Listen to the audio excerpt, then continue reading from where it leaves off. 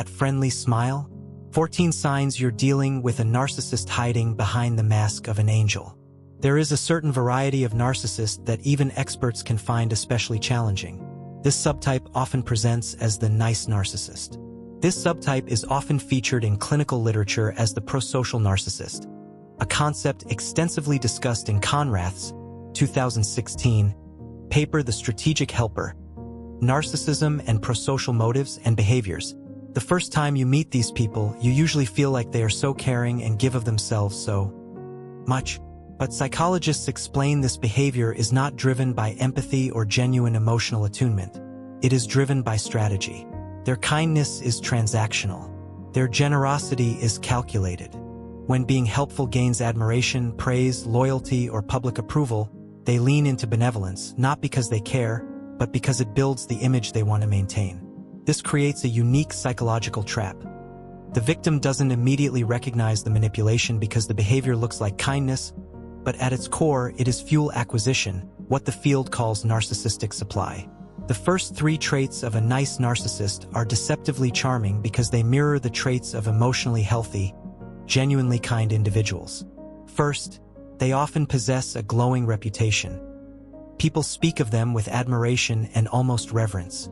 Second, they appear funny, charismatic, and socially intelligent, easily building trust and fast emotional bonds. Third, they seem to make real sacrifices for others, sometimes even going out of their way to appear helpful. Psychologists warn that this early stage is the idealization phase, designed to disarm others and secure loyalty. The danger lies in how convincing they are. Because the behaviors are real, the emotional foundation appears authentic, even though their motive is not. This is where many victims later experience confusion and self-doubt, wondering, if they were capable of being so kind, how could they hurt me? The answer is difficult. The kindness was never for you, it was for their image. Over time, a shift occurs, almost imperceptible at first. Once they sense they have secured admiration or emotional dependence, the mask loosens. A victim may begin to notice that conversations become less reciprocal and more dominated by the narcissist's voice and interests. This shift is not accidental. Psychologists explain that narcissists experience relationships not as mutual emotional systems, but as stages where they must maintain control, relevance, and superiority.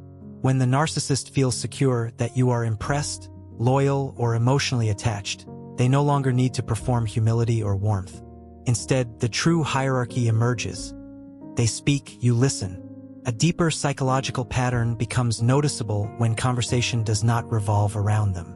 If they are unable to talk about their achievements, their problems, or their grand plans, their energy visibly collapses. Their eyes glaze over. Their posture shifts. They check their phone, stretch, sigh, or disengage emotionally. What you are witnessing here, clinicians note, is narcissistic depletion, a withdrawal response triggered when they are not receiving attention, admiration, or validation. Their nervous system associates emotional relevance with psychological survival, so when attention shifts away from them, it feels intolerable, not intellectually but somatically. Their boredom is not boredom, it is withdrawal from a drug. Yet the moment the topic returns to them, everything changes. Their face brightens, their energy spikes, their voice becomes animated again, as if someone flipped a switch. This sudden transformation is known as narcissistic elation, a biochemical response linked to adrenaline and dopamine. The narcissist's body becomes energized because they are being fed psychologically. Victims often mistake this sudden shift for passion or excitement, but psychologists emphasize, it is not relational joy, it is self-focused gratification. The narcissist is only alive when admired. The illusion fully collapses when the narcissist feels confronted. If you challenge their narrative, set boundaries, or expose inconsistencies, a startling transformation takes place. Their warmth evaporates. They become cold, cutting, and quietly hostile, but only behind closed doors. Public exposure is a threat to their constructed persona, so they reserve cruelty for private environments where there are no witnesses. Psychologists describe this as a narcissistic injury, a perceived attack against their fragile identity, triggering defensiveness, rage, or vindictiveness. Victims often describe this turn as shocking, because the contrast between the public angel and private aggressor is so extreme that it creates emotional disorientation. Their obsession with image becomes increasingly obvious. Every post, photo, interaction, and gesture is curated with the precision of a one-person PR firm. Their life is not lived, it is advertised. This obsessive presentation strategy is a defense mechanism designed to prevent abandonment or exposure. A clinician may describe this as identity armor, a psychological costume used to protect a deeply insecure core. But the longer someone remains close to them, the wider the gap becomes between the persona they sell and the self they hide. Eventually, the victim begins to feel drained, not because the narcissist is chaotic or aggressive, but because the emotional exchange is profoundly unbalanced. The narcissist takes attention, admiration, emotional labor, and psychological space, but they do not give emotional intimacy in return. This imbalance produces cognitive dissonance, a psychological state where two conflicting realities must coexist: the person you admire publicly and the person who harms you privately. Victims often cope by splitting memories into two emotional storage systems, one where the narcissist is kind and one where they are cruel. Over time, this emotional fragmentation can evolve into trauma bonding, where the intermittent reinforcement of approval and devaluation creates a chemical addiction to the relationship. As this pattern deepens, the victim begins living in a state psychologists call hypervigilance, constantly monitoring tone shifts, facial expressions, mood changes, and triggers. The nervous system adapts for survival. Victims stop speaking freely, expressing needs, or reacting honestly, not because they are weak, but because they have been conditioned to avoid unpredictable punishment. This internal imprisonment is what many refer to as walking on eggshells, and it is one of the clearest signs that the relationship is no longer relational. It has become psychological captivity. As the relationship deepens, a pattern begins to emerge, one that is subtle yet profoundly destabilizing. Their communication style gradually reveals itself as strangely predictable and limited. Psychologists often observe that nearly all verbal interactions with a narcissist fall into one of two psychological functions: self-glorification or resource extraction. On one hand, they engage in what clinicians call humble bragging, a type of socially masked self-promotion designed to earn admiration without appearing boastful. They speak about their achievements, influence, or impact with a manufactured tone of modesty, attempting to appear relatable while simultaneously elevating themselves. On the other hand, their communication shifts into covert solicitation, requests for favors, support, attention, or emotional labor masked as vulnerability or helplessness. Dr. Craig Malkin refers to this as admiration-hungry dependency. The narcissist pretends to be fragile not because they trust you, but because vulnerability becomes a tool to secure loyalty. Over time, the victim begins to feel their role shifting, no longer a partner but a utility. This dynamic slowly conditions the victim into servitude, often without them recognizing it. Eventually, only those who have been permitted into the narcissist's inner circle, the select few who have proven useful enough, come to witness the unmasked persona. Outsiders continue to see a polished humanitarian, a leader, a charismatic figure overflowing with warmth and charm. But those closest to them begin to see the cracks.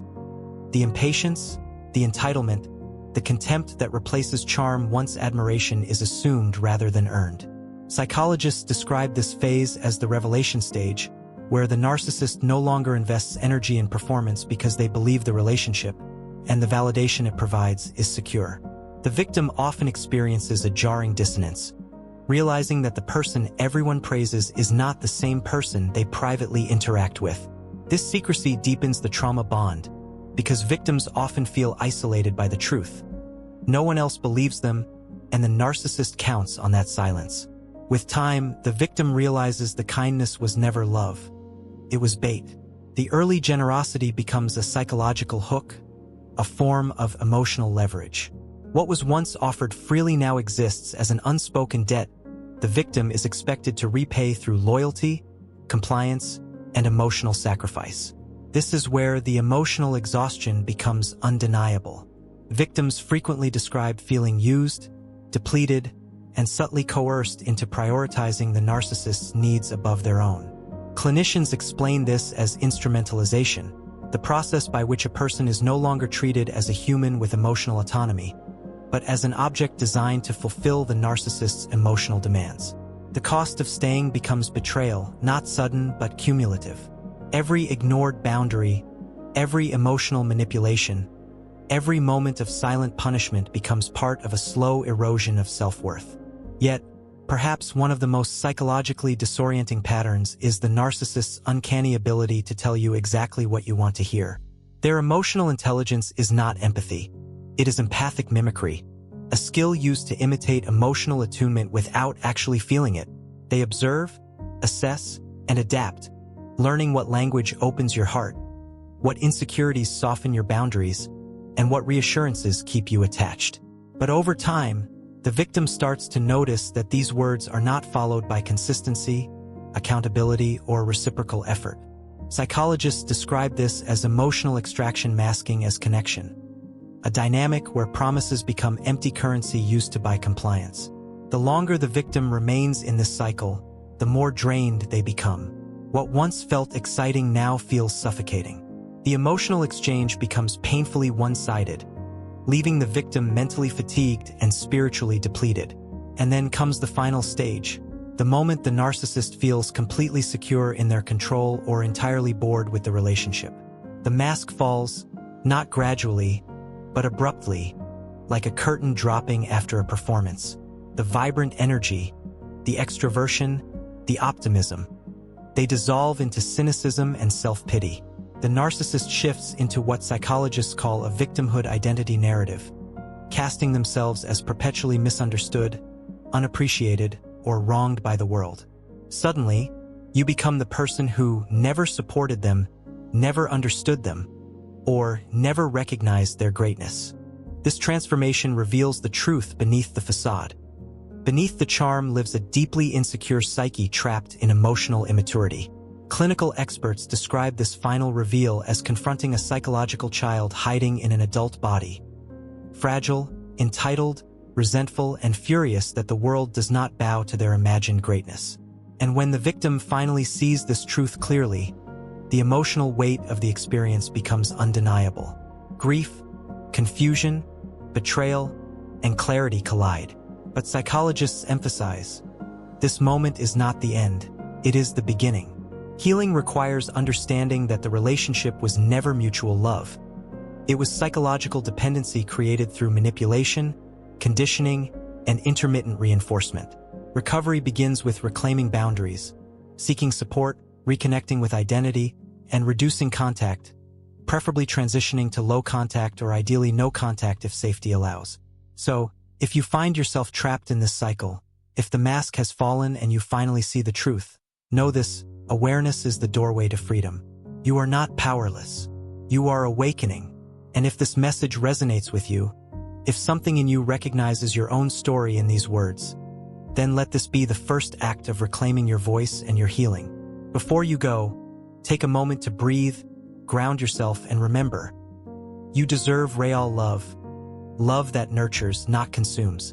When you're ready, continue exploring, learning, and reclaiming the life that manipulation tried to rewrite.